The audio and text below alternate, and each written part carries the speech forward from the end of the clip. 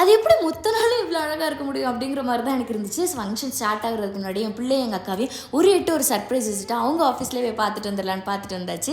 இப்போ தான் எனக்கு கல்யாணம் ஆன மாதிரி இருந்துச்சு. என்னோட பூ வைக்கிற ஃபங்க்ஷன்லேருந்து நான் மாப்பிள்ளை வீட்டில் கொண்டு விடுற வரைக்கும் என் ஃப்ரெண்ட் அஜித் என் கூடயே தான் இருந்தான். இப்போ அவனுக்கு ஒரு ஃபங்க்ஷன் நிச்சயதார்த்தங்கும் போது நான் இல்லாமையா அப்படின்னு சொல்லிட்டு பெங்களூர்லேருந்து சென்னைக்கு ஓடோடி ஒத்தையெல்லாம் வந்தாச்சு. இங்கே வந்தா என் காலேஜில் படித்து எனக்கு மனசுக்கு பிடிச்ச ஃப்ரெண்ட்ஸ் எல்லாத்தையும் ஒரே இடத்துல இருந்து பார்க்கும்போது அவ்வளோ ஆனந்தமாக இருந்துச்சு. என்ன அரட்டை கதை ஃபோட்டோன்னு சொல்லிட்டு நல்லா கலாட்டா பண்ணிக்கிட்டு இருந்தோம். இப்போ எங்கள் கேங்கில் இன்னொரு ஃப்ரெண்டு வர போகிறாங்கங்கிறது இன்னும் டபுள் ஹாப்பி தான். அவங்க மொத்த ஃபேமிலியாக இருக்கட்டும் நல்லா கவனிச்சுக்கிட்டாங்க. வருஷத்தட்டுனா எடுங்க அப்படின்னு ரொம்ப உரிமையாக கொடுத்தாங்க. நான் நைட்டை திருப்பி பெங்களூர் கிளம்பிட்டேன். என்னை பத்திரமா கொண்டு நைட்டு ஏர்போர்ட்டில் கொண்டு என் ஃப்ரெண்ட்ஸே விட்டுட்டாங்க. ஏன்னா எங்கள் பெரியம்மா வந்து கனடாவிலேருந்து ரொம்ப நாள் கழித்து பெங்களூருக்கு வர்றாங்க. ஸோ நான் கண்டிப்பாக அவங்கள போய் பார்த்து நான் தான் பிக்கப் பண்ணுவேன்னு சொல்லிட்டு ஆசையாக இங்கே ஓடி வந்துட்டு இங்கே வந்தா எங்கள் அண்ணன் எங்கள் ஆள் எல்லோரும் எனக்காக ஏர்போர்ட்டில் வெயிட் பண்ணிட்டு இருந்தாங்க. ஸோ அப்படியே எங்கள் பெரியம்மாவை சுட சுட நல்லா சிரிச்ச மாமா கூட்டிகிட்டு வந்தாச்சு.